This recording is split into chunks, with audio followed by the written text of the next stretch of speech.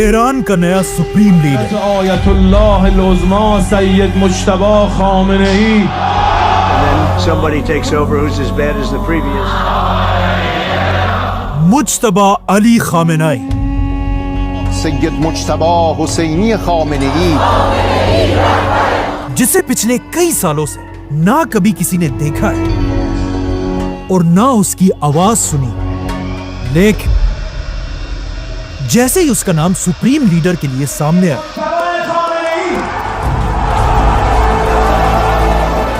امریکہ کے Donald Trump اس نام کو سنتے مجتبی خامنہ ای. اسے ریجیکٹ کر دیا. Donald Trump says he's not happy with the appointment of Mojtaba Khamenei as Iran's new supreme leader. I would say that would be about the worst. کیونکہ عام لوگ تو اس مجتبی کو نہیں جانتے، لیکن امریکہ کی CIA اور اسرائیل کی موساد کو اچھی طرح پتا ہے کہ مجتبی خامنہ ای آخر ہے کون، اور انہیں پتا ہے کہ اس سے پہلے مجتبی کا باپ علی خامنہ ای ایک بہت ہی سمپل اور سافٹ انسان تھا، لیکن اب یہ نیا سپریم لیڈر مجتبی خامنہ ای اپنے باپ کے بالکل اپوزٹ ہے، بلکہ وہ بچپن سے ایران کی فوج میں ایک سولجر کی طرح لڑتا رہا ہے. ایران کی پوری فوج انہیں ہی اپنا اصل لیڈر مانتی ہے، اور اب ایران میں پہلی بار ایک ایسا سپریم لیڈر آیا جو ایک عالم اور اسکالر سے زیادہ ایک وارئر سپریم لیڈر ہے. لیکن آخر مجتبی خامنہ ای یہاں تک پہنچا کیسے؟ آج سے آلموسٹ 50 سال پہلے جب ایران میں ایک بہت ہی کرپٹ بادشاہ رضا شاہ کا راج تھا، most prosperous countries of the world. اسی کرپٹ بادشاہ کو چیلنج کرنے کے لیے ایران میں ایک نیا لیڈر سامنے آیا، آیت اللہ خمینی. آخر خمینی کی طاقت اتنی بڑھ گئی کہ ایران کا بادشاہ مجبوراً ایران کو چھوڑ کر ہمیشہ کے لیے بھاگ گئے. The Shah and his family leave Iran. اور اس طرح خمینی ایران کا پہلا سپریم لیڈر بنا.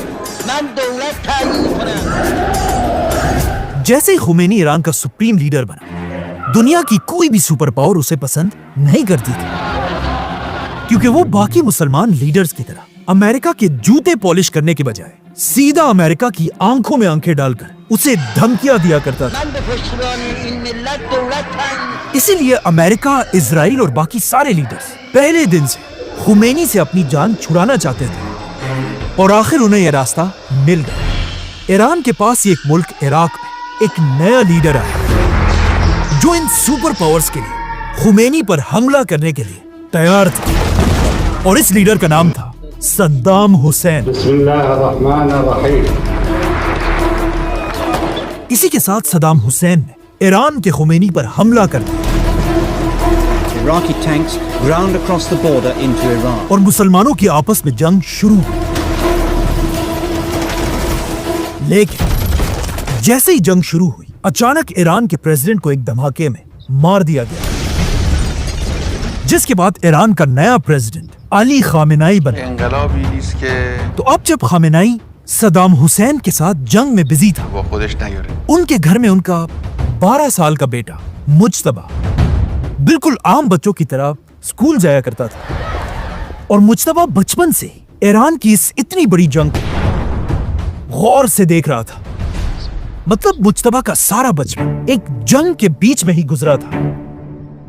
اور آخر جیسے ہی مجتبی کی عمر 17 سال ہوئی، مجتبی بھی ایک عام سولجر کی طرح ایران کی فوج میں شامل ہوا اور صدام حسین کے خلاف جنگ میں لڑنے لگا.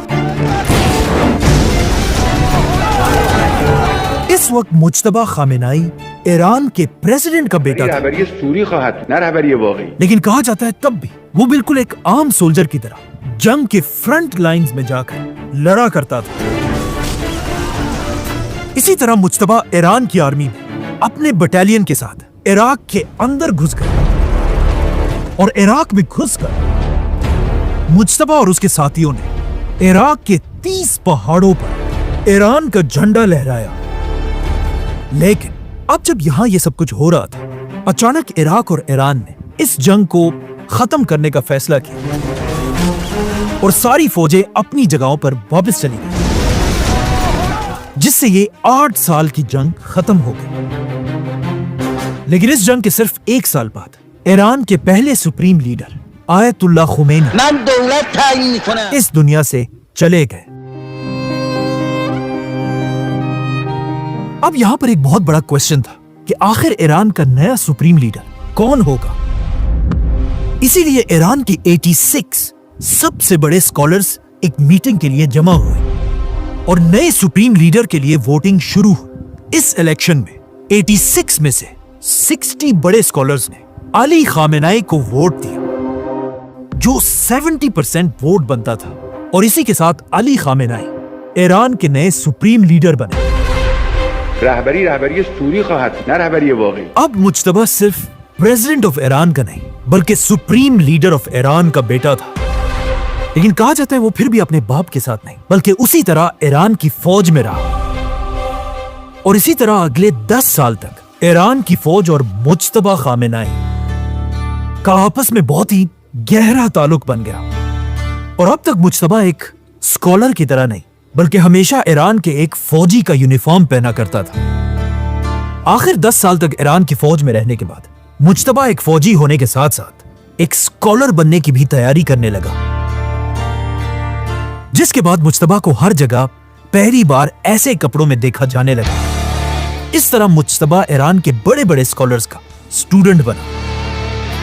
اب جب مجتبی یہاں پڑھ رہا تھا، اسی دور میں عراق کے صدام حسین اور امریکہ کی بھی دشمنی شروع ہو چکی تھی۔ We're in the early stages of military operations to disarm Iraq. اور صدام اب بالکل بدل چکا تھا، اور وہ بھی اب امریکہ کو دھمکیاں دیا کرتا تھا۔ اسی لیے صدام کی دھمکیوں کے بعد اب امریکہ صدام کو بھی ہٹانا چاہتا تھا۔ Saddam Hussein and his sons must leave Iraq within 48 hours. اسی لیے امریکہ اور اسرائیل مل کر صدام پر بار بار جھوٹے الزام لگانے لگے کہ صدام حسین عراق کے لیے ایٹم بم بنانے والا ہے۔ صدام حسین بار بار کہتا رہا کہ اس کے پاس کوئی ایٹم بم نہیں ہے، لیکن تب بھی امریکہ نے اس کی نہیں مانی اور اپنی پوری طاقت کے ساتھ عراق پر حملہ کر دیا، اور عراق میں لاکھوں لوگوں کو مارنے کے بعد پوری دنیا نے دیکھا کہ یہ سب بس جھوٹ تھا اور عراق میں کوئی ایٹم بم تھا ہی نہیں۔ لیکن امریکہ اور اسرائیل اب بھی نہیں رکے، اور عراق کے بعد اب ایران پر بھی الزام لگانے لگے کہ ایران بھی ایٹم بم بنانے والا ہے۔ یہ دیکھ کر ایران کے بڑے اسکالرز میں ایک بہت بڑی ڈیبیٹ سٹارٹ ہوئی کہ اب ہمیں کیا کرنا چاہیے۔ کچھ نے کہا کہ ہمیں ایٹم بم نہیں بنانا چاہیے، لیکن کچھ نے کہا کہ اگر ہم ایٹم بم بنائیں یا نہ بنائیں، ایک دن امریکہ ہم پر حملہ ضرور کرے گا، اسی لیے ہمیں ایٹم بم بنانا چاہیے۔ آخر ایران کے سپریم لیڈر آیت اللہ خامنہئی نے یہ ڈیبیٹس ختم کر دی اور پوری دنیا کے سامنے اعلان کیا کہ ایران کبھی بھی ایٹم بم نہیں بنائے گا، کیونکہ ایٹم بم بنانا اسلام میں حرام ہے، ممنوع ہے، حرام ہے۔ لیکن علی خامنہئی کے اس فتوے سے ایران میں ہر کوئی خوش نہیں تھا، بلکہ کچھ بڑے اسکالرز ایسے تھے جن کا اب بھی یہی خیال تھا کہ ایران کو ایٹم بم بنانا چاہیے۔ اور کہا جاتا ہے انہی اسکالرز کے ساتھ خامنہئی کا اپنا بیٹا مجتبی خامنہئی بھی تھا، جو چاہتا تھا کہ ایران بھی ایٹم بم بنائے، لیکن اس بات کا نہ ایران میں اور نہ ایران سے باہر کسی کو پتا تھا، بلکہ اب تک صرف کچھ پکچرز کے علاوہ مجتبی خامنہئی کو نہ کبھی کسی نے دیکھا تھا اور نہ سنا تھا۔ مجتبی سپریم لیڈر کا بیٹا ہونے کے بعد پوری دنیا سے بالکل غائب تھا، لیکن آج سے 20 سال پہلے اچانک دنیا کی ایک سیکرٹ آرگنائزیشن وکی لیکس میں کچھ ڈاکیومنٹس ریلیز ہوئے جن میں لکھا تھا کہ مجتبی خامنہئی میڈیا میں تو کسی کو نہیں دکھتا، لیکن اصل میں مجتبی خامنہئی ایران کے سب سے پاورفل لوگوں میں سے ایک ہے، جسے ایران کی فوج ایک کیپبل اور فورسفل لیڈر مانتی ہے۔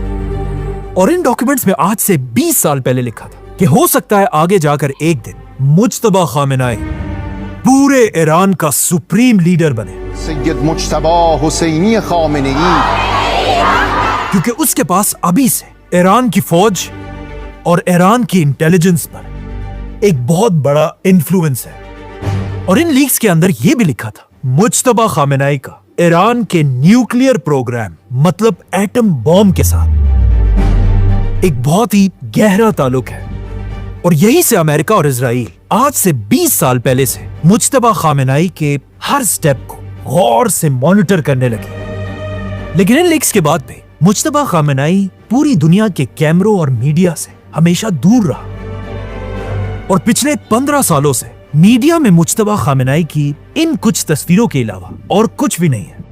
لیکن دنیا کی میڈیا سے غائب ہونے کے بعد بھی آج سے کچھ سال پہلے امریکہ نے مجتبی خامنہ ای پر بھاری سینکشنز اور پابندیاں لگائی، کیونکہ انہیں پتا تھا کہ مجتبی خامنہ ای کا اب بھی ایران کی فوج اور انٹیلیجنس پر ایک بہت بڑا کنٹرول ہے۔ اور آج سے کچھ سال پہلے جب اسرائیل بار بار کہنے لگا کہ اب وہ ایران پر حملہ کر کے رہے گا، جس کے لیے وہ امریکہ پر پریشر ڈالنے لگا کہ وہ بھی ایران پر حملہ کرے،